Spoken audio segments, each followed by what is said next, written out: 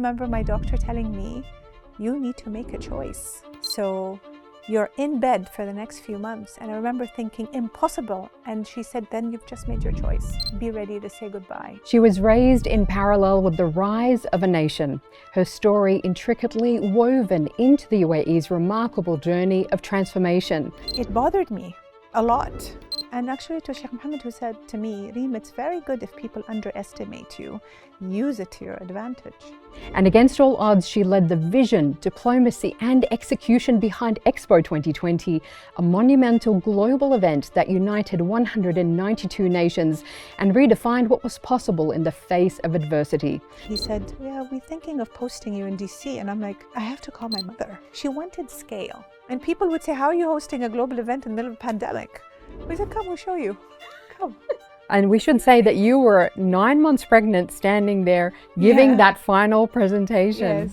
I pretended to my team that I was much more confident than I was. There was a diplomat who said to you, as long as you're a woman, you're always going to be seen as a pretty face. The task at hand is massive. The ambition we have is huge. How are we going to get from here to all the way up there without everybody in society? From the get-go, a partner in life. And life includes family life, but it also includes nation building. Was there a moment where you thought 10 years of hard work could go down the drain and this may never happen? But there were so many risks, but it was very clear to us that there was one thing we could never change.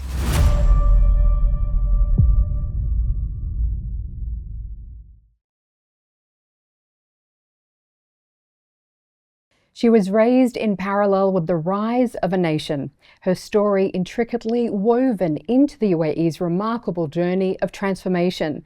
And as the world came to a standstill during a once-in-a-century crisis, Her Excellency Reem Al Hashimy stood firm, driven by an unwavering belief that in the most uncertain times, we could still create something that would move the world.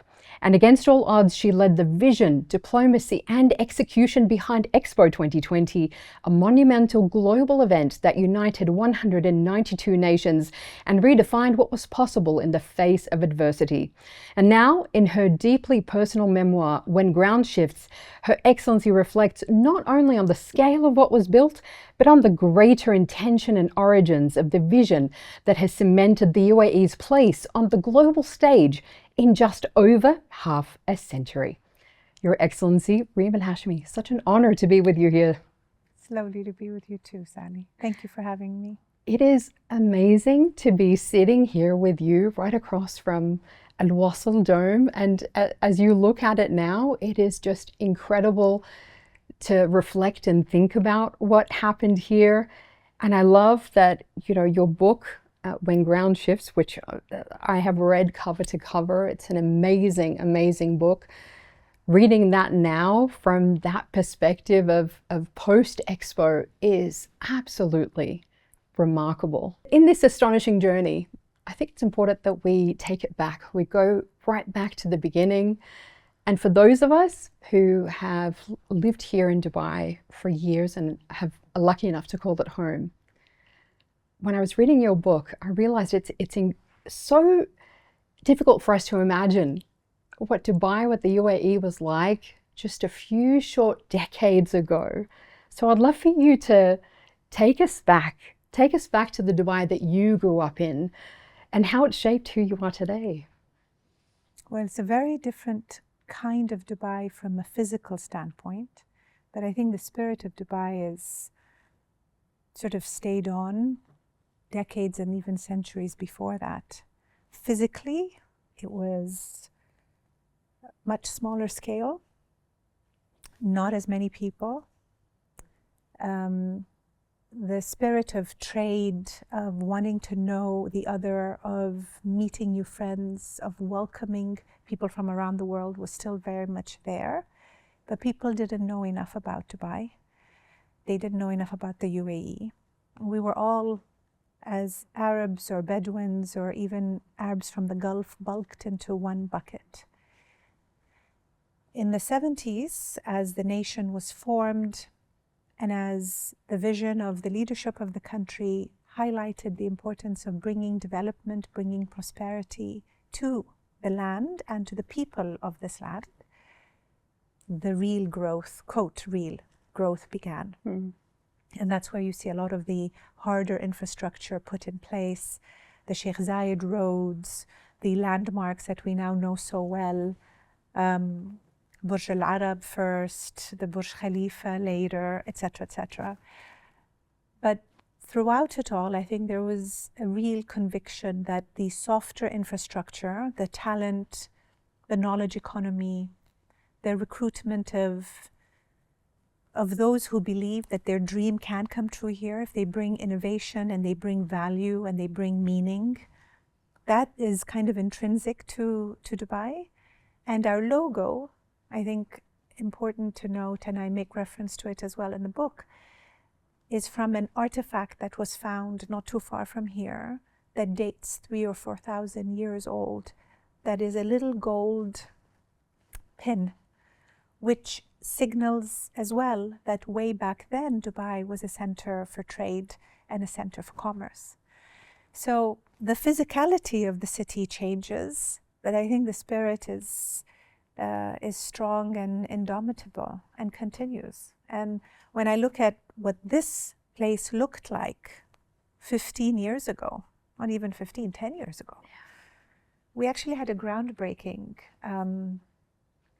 I remember it was April 19th, 2015, when we came to complete barren land. There was just some raf trees close by. They're 80 or 90 years old, they're still there. And we looked around, and when we unveiled the master plan with His Highness Sheikh Mohammed bin Rashid, it was, what was going on in my head was, how are we going to turn this into a city in 5 years? Because that was what we had to do. And not a city that's a bubble, a city that is connected to the greater city of Dubai. So the infrastructure piece was such an important angle as well. But it's beautiful, and it's a privilege to be able to see something grow, just as we see our children in many ways grow too. Yeah. I have to say, I've been here almost 15 years and my children actually grew up here. Yeah.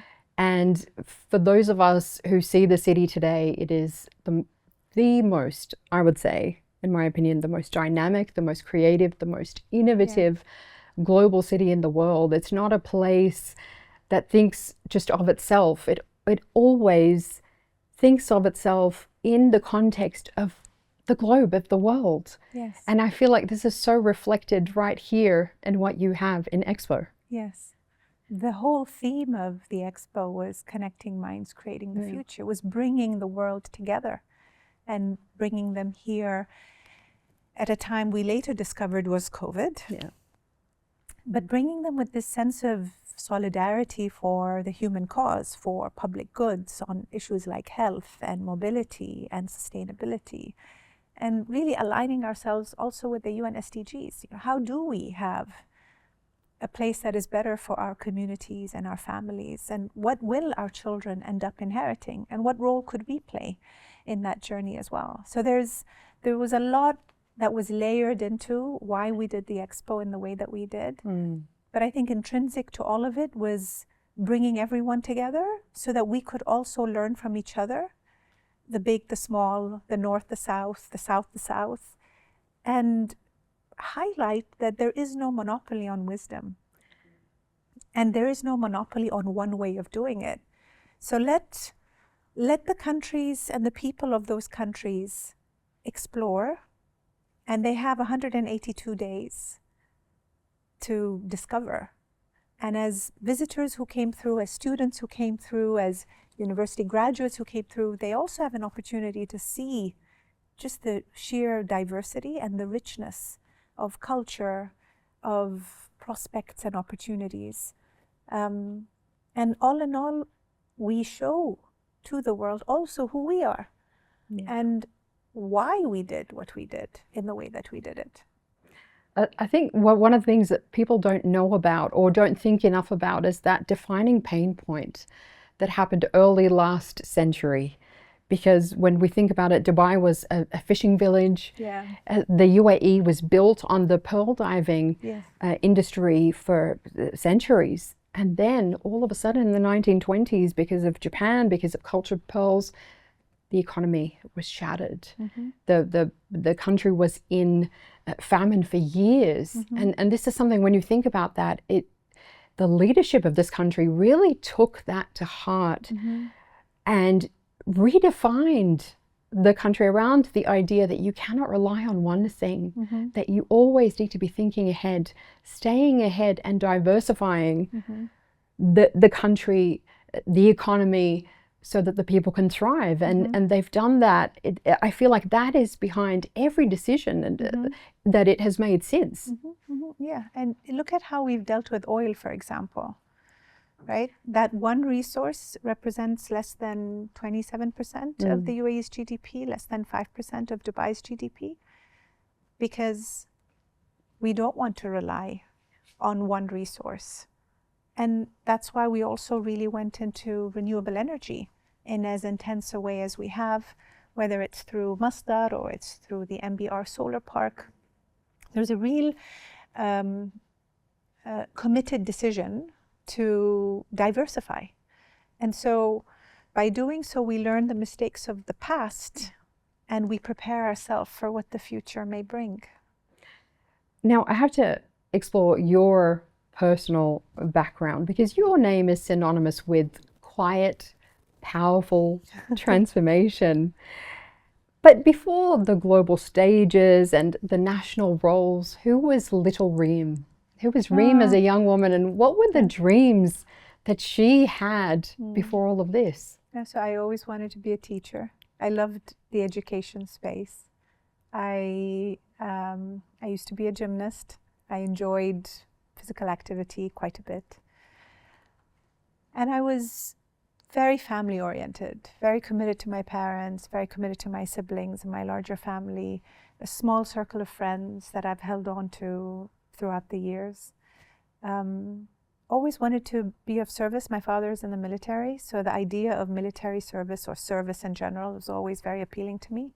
Wanted to give back, and I remember meeting my career counselors in college. They were really irritated because I kept saying, I just want to do good things. I just want to be helpful to others. And at those days and at that time, it never crossed my mind that I would be in public service. But what a privilege to be able to serve my nation. And I'm very grateful for that. I think you've gone to the ultimate of being in service. You've just taken it to the top.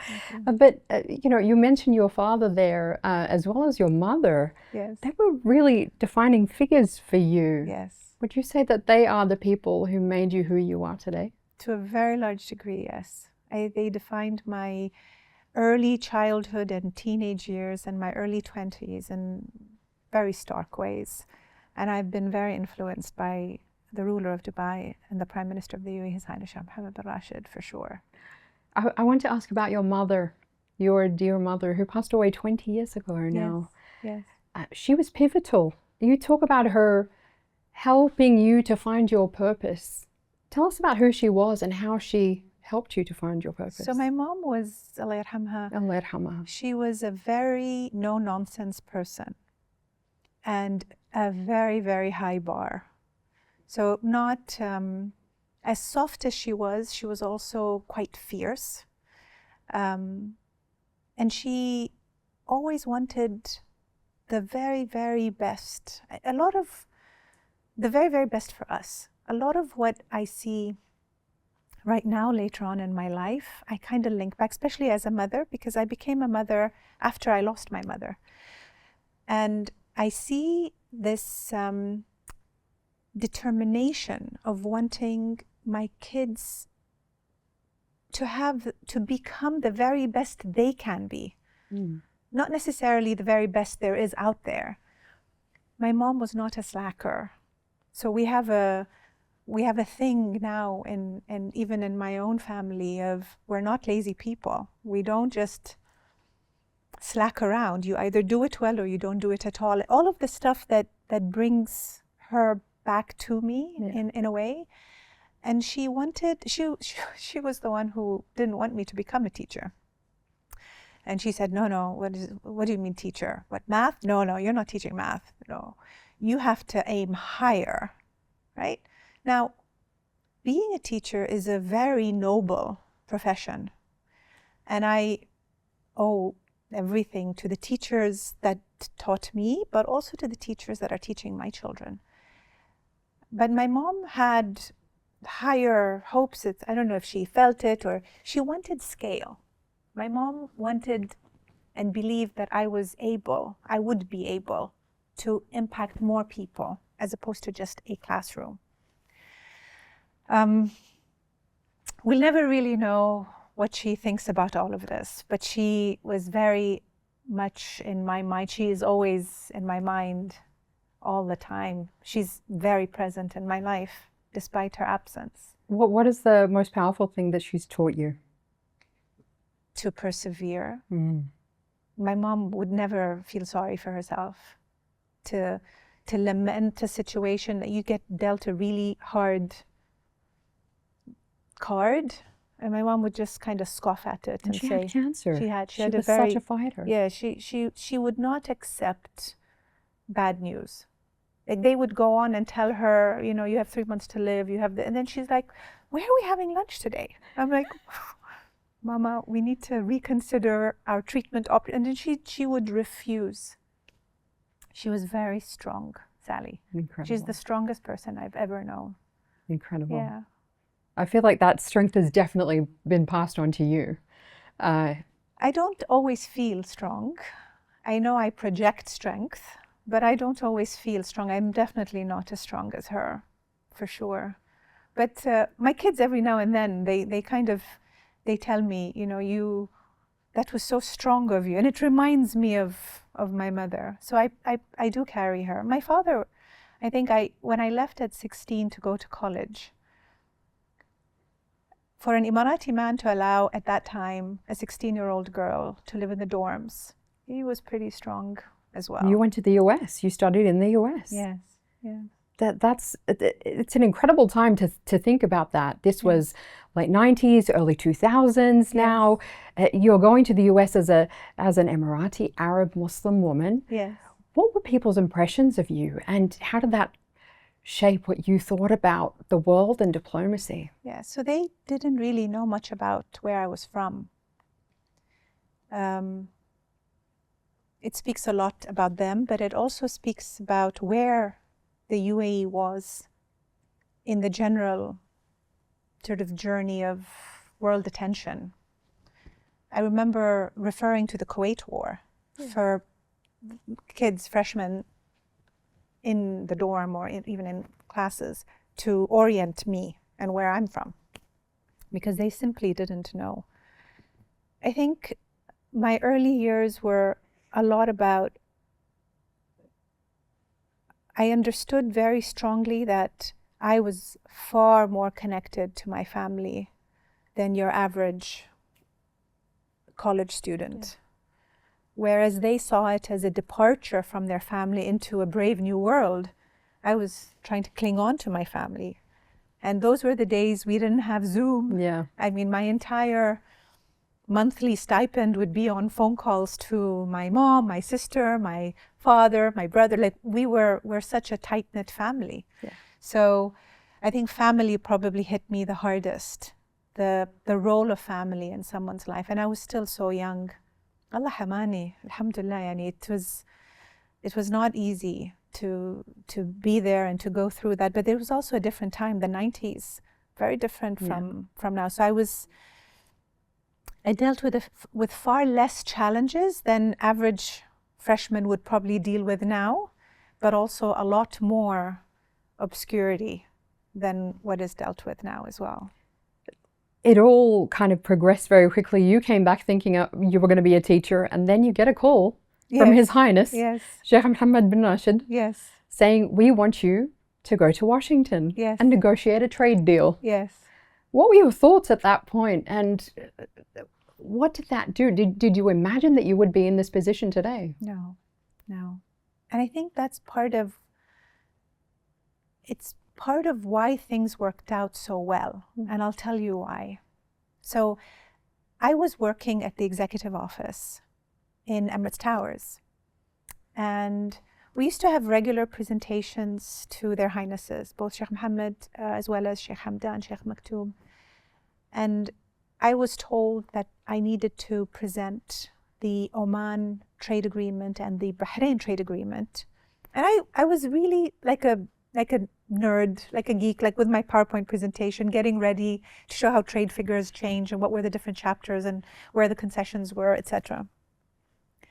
And we were very lucky that we were part of a team that was really looking at Dubai as pre all of what you see now, pre-DIFC, pre-healthcare city, all of those that was what the team was tasked with in the executive office at that time. So it wasn't an anomaly to prepare presentations and to get into discussions. We were the machine behind a lot of the work that was being done. It was led by His Excellency Mohammed Al-Gargawi, who incidentally used to follow my father as a football player. So things come full circle in many ways. But I never in my head thought one day I'll become a minister.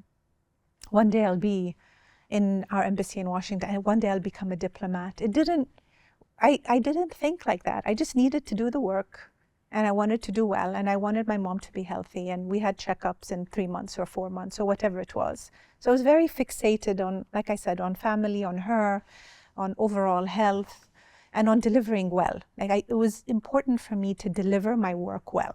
I was not a slacker. Yeah. I had to stay late, work with teams, do it well, or don't do it at all. Yeah. And then I remember, God bless him, he said, yeah, we're thinking of posting you in DC. And I'm like, I have to call my mother. Let me call my mom. I love that that's what you said. Yeah, and I tell you something, I don't think Her Highness Sheikha Lubna would mind. But I'd love to check with her before you air this. But Sheikha Lubna, when was nominated as minister, she actually said, I need to call my mother. So Her Highness Sheikh Lubna Al Hashimy, who was the first minister, yes, in who fact. was the first minister. So this sentence comes out so instinctively, and it, I think, speaks to the cohesiveness of family units as well, and the role our mothers played in our life. We were not, on a trajectory. Our parents, our aunties, for those of us who had grandmothers, I didn't have mine, they were seminal in our life, just as my father is now seminal in the life of my children. So it's very, we're a tight unit. And it's not only about my family unit, it's this society, this Emirati society. Yeah. I think that's one of the most powerful things here is why that even if you're not family, there's a deep sense of community here. Yes, and absolutely. I feel like it comes from that. You say in the West, it's very much like, they look forward to the day when they just leave their family. But for us, it's the opposite. We're always together. And I love that, reflection on that. But being a woman in diplomacy, in government leadership, just being a woman alone in a position like that comes with its own challenges. And I read one part where there was a diplomat who said to you, as long as you're a woman, you're always going to be seen as a pretty face. I know. How did people doubt you, and how did you use that to your advantage? Yeah. So I was also young. So I had the youth angle working against me, in a way. It bothered me a lot. I was like hoping for white hair, looking, I'm like, I wonder, what makeup could I wear to look older? Can I just say you still look so young? Thank you. I try very hard now. Now I try to cover the white hair. But the idea of, I need to look older so I can be respected, so that people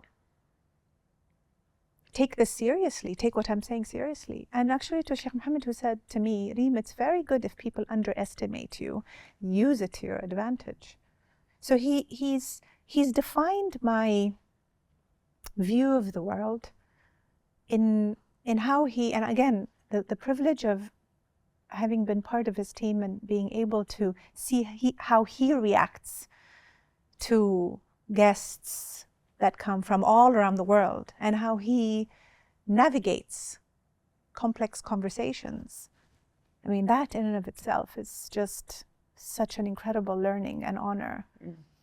But I've learned to trust myself and do the work as long as I know my subject well and I study it well and I'm prepared. It's okay what they think of me. I'll be able to deliver.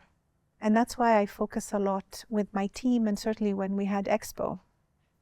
Get under the skin of what it is that you're advocating for or what it is that you're presenting. Don't present something that you don't understand yourself. Sometimes people find themselves just repeating the first 4 or 5 sentences of a complex issue. And I say, I don't understand what you said. Can you explain that to me again? And the horror is when they can't explain it. Because they've just been given the talking points. They don't actually know what it's about. Correct. And that's why, you have to dedicate yourself to what you're preparing for. If people talk about blockchain, for example, and I'm supposed to mention blockchain, how would I mention it if I didn't know what it actually was? So I'd have to look at blockchain, understand what it is. Today, we're all a bit more well-versed in AI.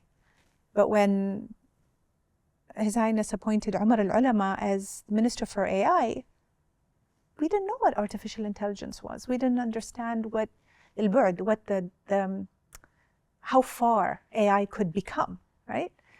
So we had to do that homework. And if I had any advice to anybody, was just do the homework, because otherwise you're a fraud. You're saying stuff, but you don't know what it is you're saying. And that's so scary for me. Like, I wouldn't ever want to be there. It's so funny because, I have had the honor of interviewing so many female ministers, women in leadership in this country, and every single time I'm actually stunned and astonished, because it's exactly as you say, they know the subject better than anyone else. The depth of knowledge is incredible. The way they speak is so eloquent. And this is one of the most powerful things about this country, about the UAE, that I have really noticed, in that it really pushes women to the forefront of leadership. Any department of government, any sector, any industry, every sector and industry, you're seeing Emirati women in leadership at the highest levels. So much more than even in Western countries. It is really stunning. And it's not tokenistic. No. It's really important. When you get to know them, you just realize she's there for a reason. What is it about this country, about the UAE, that celebrates women in such a way more than anywhere else, and really supports them to be the best that they can be? I asked myself that question many times. I think it boils down to the men of this country see women as partners. Hand in hand, you're my partner in developing this place. You see it with Sheikh Zayed and Sheikh Fatima, with Sheikh Mohammed and Sheikh Hind. You won't find them on the cover of a magazine, but their impact, their footprint, their ability to shape community and society is very strong. And I think it's because from the get-go, شريكة الحياة, a partner in life. And life includes family life, but it also includes nation building. How would the men of this nation build this nation without women? Would be impossible. So if you do see them as your partners, then together you can shape your collective dream of what this nation could become. And that's the difference. It's not, as you said, tokenistic, right? Because that won't get you anywhere. What would it actually get you? It wouldn't get you anything at all. Would be an embarrassment. It would. It absolutely would. But there's this real sense of the task at hand is massive. The ambition we have is huge. The nation deserves, future generations deserve. How are we going to get from here to all the way up there without everybody in society? And here I would add another angle. Young people too. Yes. So the young and the older generation. So it's not, you know, when Shamma, beautiful, amazing, Shamma al-Mazrou'i, our Minister of Youth. The first Minister right? of Youth. The first Minister of Youth. Now Minister of Community, was appointed. Shamma's story was about telling the young people here, you are part of this too. We need you to be vested. And guess what? We'll hear you. Because it's not just about men and women, it's about younger men and women too, that could join us as we try to shape what is now, inshallah, becoming one of the best places in the world to be in. Yeah. And when you say, you know, hand in hand, I'm just remembering, as you talked about, it's literally and figuratively, Sheikh Mohammed bin Rashid, His Highness, holding your hand in 2015, you know, as it was all being unveiled and saying, well done. You know, like... I say it and I'm already feeling jitters. I remember when I was, even my fellow male ministers, when I was heavily pregnant with my first child, with Hazza, you know, the cobblestones in Paris, I'm walking and I'm thinking, I'm going to fall right now. And I literally had somebody holding me on this hand, somebody holding me on this hand. And all I could think of is, why am I, first I'm embarrassed because I'm massive, I'm 30 kilos heavier. I'm unstable, like I might just tip to one end or the other. Oh, and I insisted to wear heels. You know, I just, again, of course you did. Go back. But they were my brothers. They supported me. And they showed up for me here. Yeah. You know, folks like Ahmed Al-Sayegh, now our Minister of Health, Abdurrahman Al-Awais, Dr. Thani, he would show up here and support the Expo during events all the time. It's all the true time. Partnership, It as really you're saying. is. It really is. I want to get into Expo because this is a project that was a whole decade in the making. Yes. I think it's, again, it's very difficult for us. That's why everybody needs to read the book. Like, it's difficult to understand the kind of vision, the kind of planning, just to get something like this, the execution, just to get something like this off the ground, let alone have it be as successful as Expo 2020 was, with the unbelievable challenges that you had facing you. But I want to ask you first, why was Expo, why was that so critical for the UAE at that time when His Highness Sheikh Mohammed said to you, we're going to bid for Expo against much bigger countries who had a far better chance of getting it than you did? Yeah. The choice of Expo was because we wanted to bring people together to learn from each other. It was a level playing field for everyone, as opposed to something a bit more, you know, elitist, Olympics, only for athletes, only certain countries, only 14 days. There was more of a holistic vision for the Expo, which is every country on earth, every people on earth, every culture on earth, bring them, not for 14 days, for much longer, so that we could all learn from each other. And during that time, show people who we are, where we are, and we will learn a lot too. So that's the initial premise. The challenge I had running the bid was, people thought this was in the bag. There was this real belief, oh, of course we'll beat, you know, Brazil, we'll beat Russia, we'll beat Turkey. And this sense of confidence, not from the team, but just from everybody outside, really made me nervous, because it's never done until it's actually done, right? And at that time, I had already been part of His Highness Sheikh Abdullah's team to bring IRENA, the International Renewable Energy Agency, to Abu Dhabi. So I had learned a thing or two about how you lobby nations, and more importantly, how the vote is casted in the General Assembly. It's not a done deal. It's complex. and to plan and prepare for it. So there was the winning, which happened in 2013, November 27th. And then there was the preparation for it. How do you submit your dossier, have your inquiry missions, have your international participant meetings, and then I guess to run an expo, you have to be very agile. You have to keep changing and morphing into a different organization with different priorities, with different skill sets. We did not need an operations team in 2015 and 2016. And then we did not really need our real estate and construction team as is in 2019, 2020. People had to evolve. For those who couldn't evolve, this place wasn't for them because they stuck to one priority and ours continued to evolve. The UAE was always underestimated as a country that could host it. And like you said, it wasn't a done deal. What do you think it was that led to the UAE taking it? And we should say that you were 9 months pregnant, standing there, giving that final presentation. Yes. God. I think there were a couple of things, Sally. We had a really good track record as the UAE. Right? Dubai brings big events.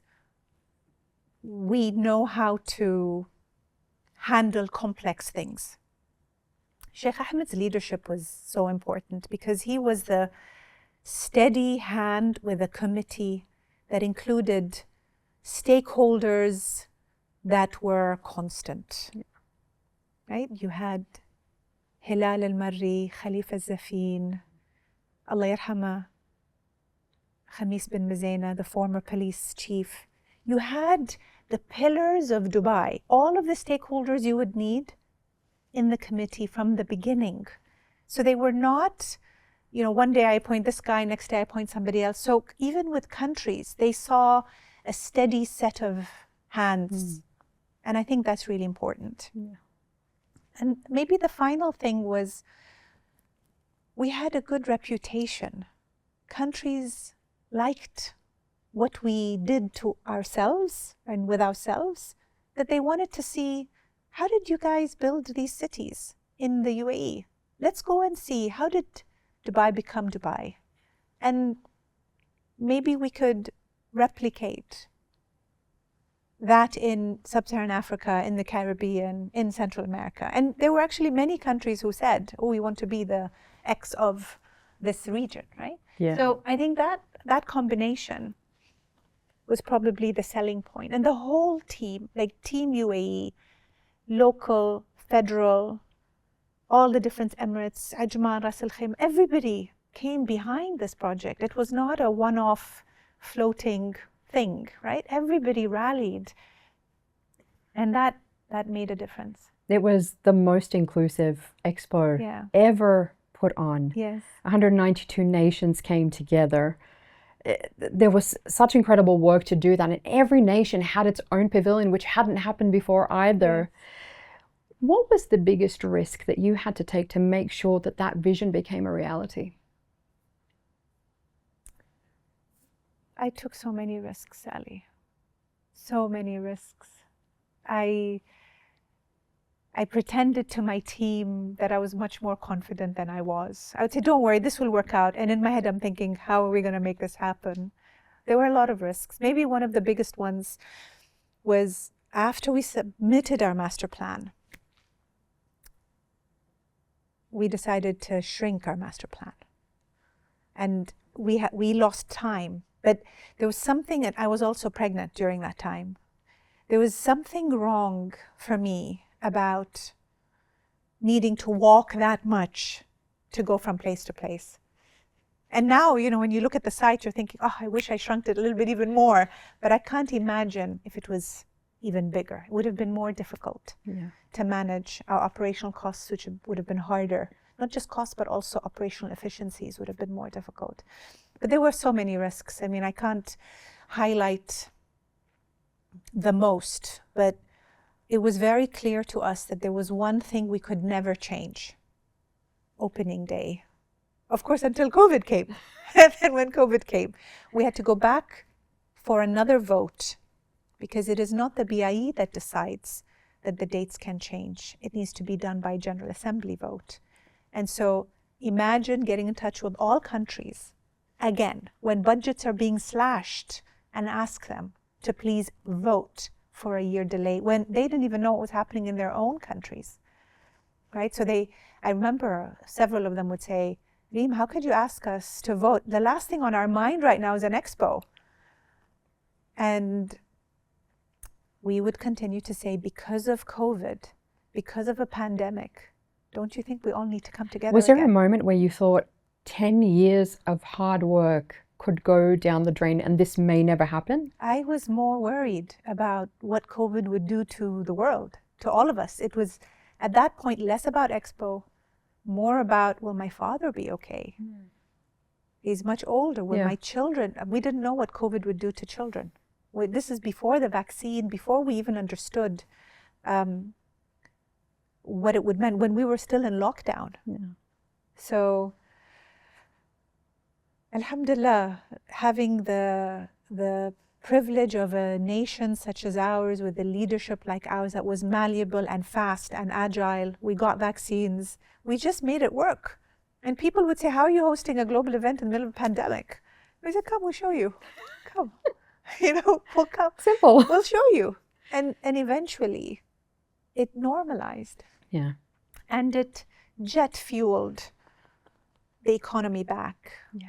And it got people more excited about coming to Dubai, because everywhere else was closed up, or they didn't trust the healthcare system. And we had a very good health response. It was one of the first cities to open up, but do it in a way that just, it was so orderly, and it made sure that as many people as possible stayed safe, which is incredible.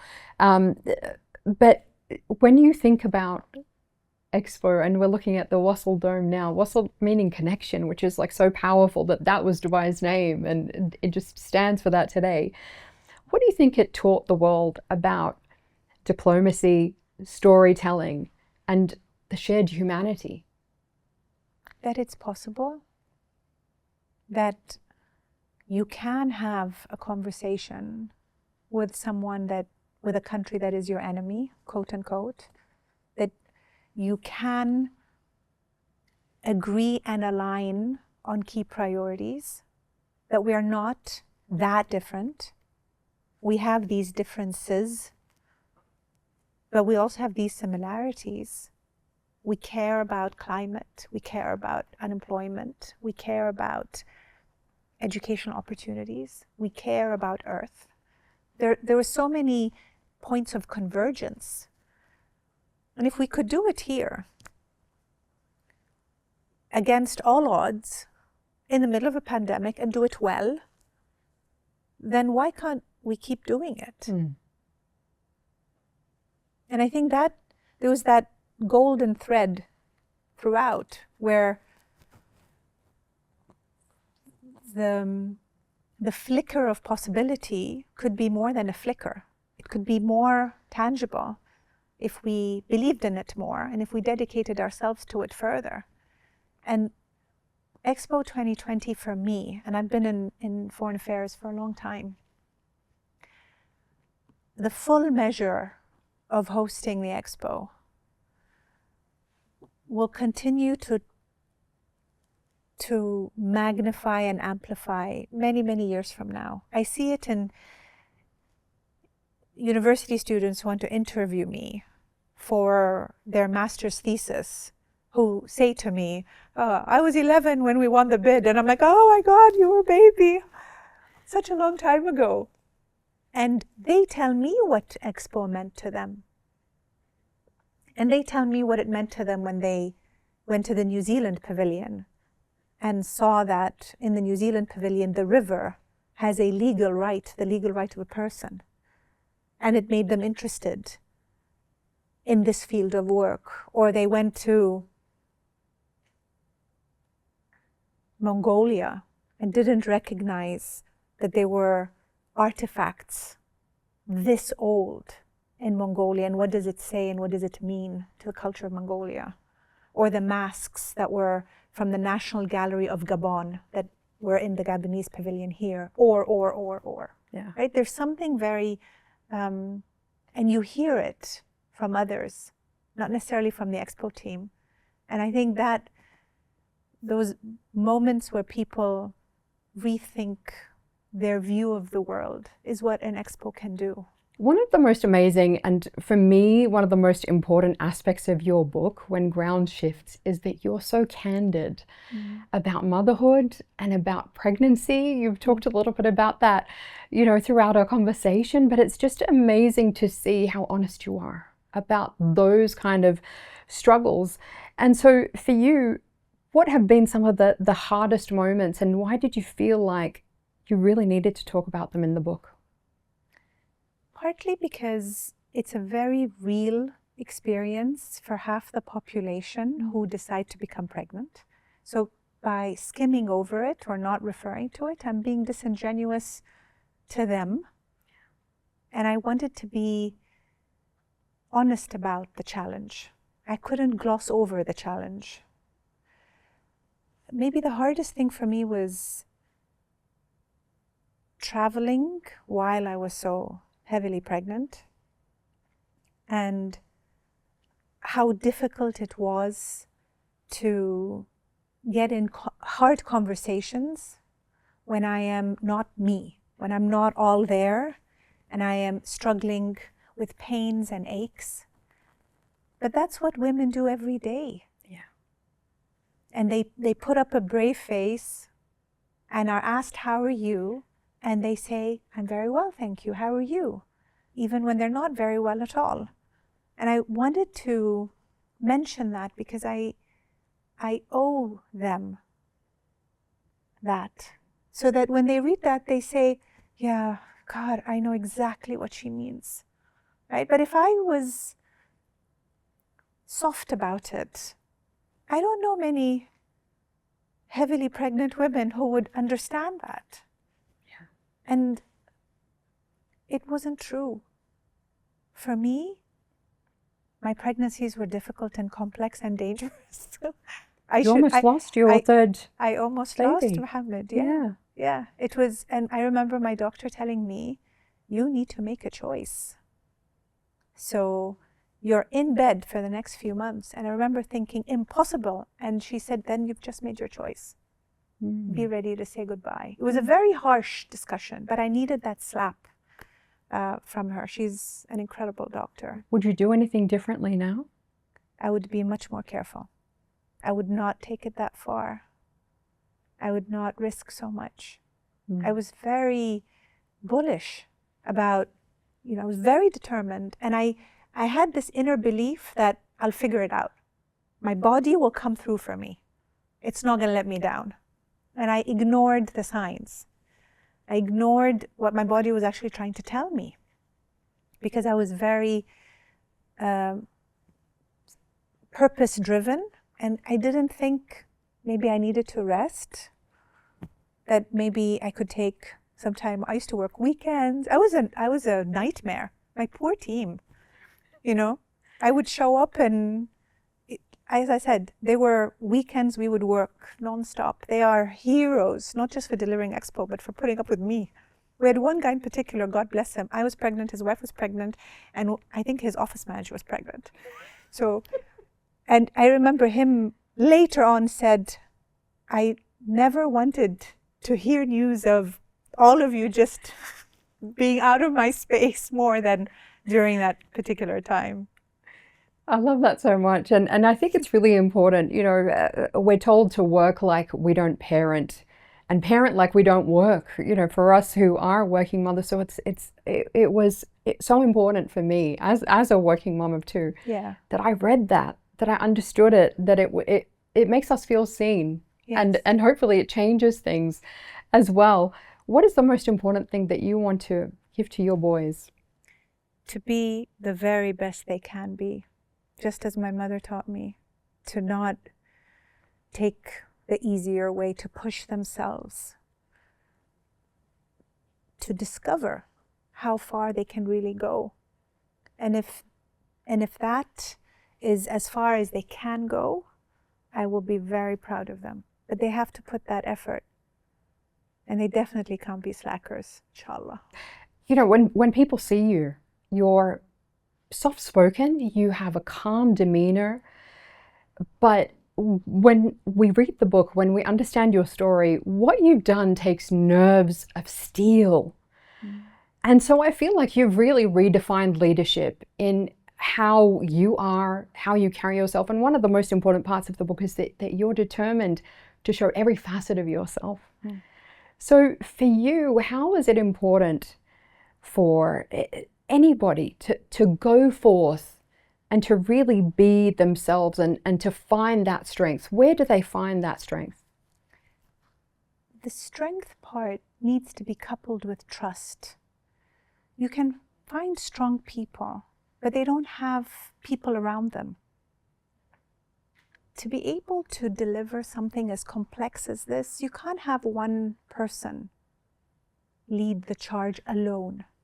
That one person who leads the charge needs a following, needs a group of people that are just as strong, if not stronger, who trust each other and who trust me and whom I trust.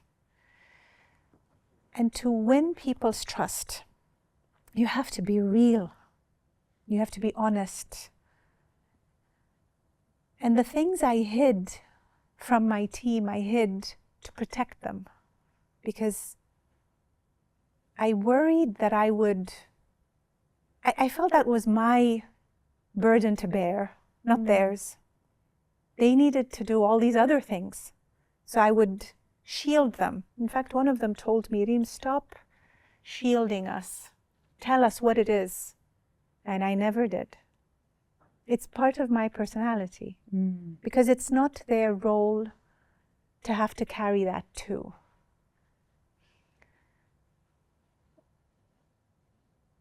Some have strong constitutions and some don't. Again, the complexity of this project demanded strong constitutions. And the way we worked together, bearing in mind we used to fight all the time.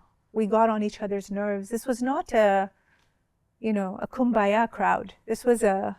We had serious debate with each other, but we would all take a bullet for one another because we were vested in delivering this for the city of Dubai and for Sheikh Mohammed.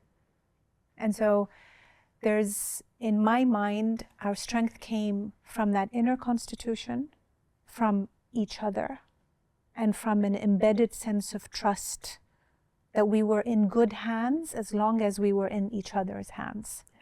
And the rest is up to God. For you, as Minister for International Cooperation, you've taken something really special in Expo. How do you take that now to the world, particularly in the time that we're in now? It's funny.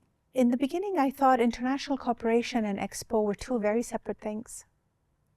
But Expo is the practical implementation of international cooperation.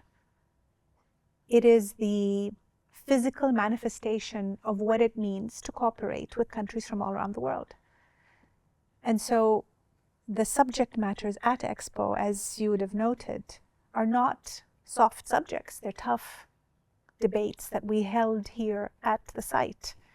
I head to New York in 2 weeks for the General Assembly in the United Nations, which is an annual commitment that we have in the UAE government. And I'm very much looking forward to reconnecting once more with really all of the countries that have played such an important role in Expo, but also in the UAE's overall growth.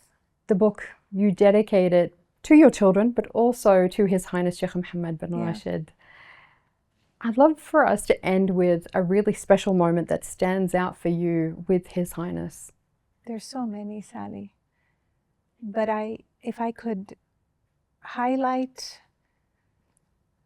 his immeasurable influence on my life and immeasurable influence on this Expo.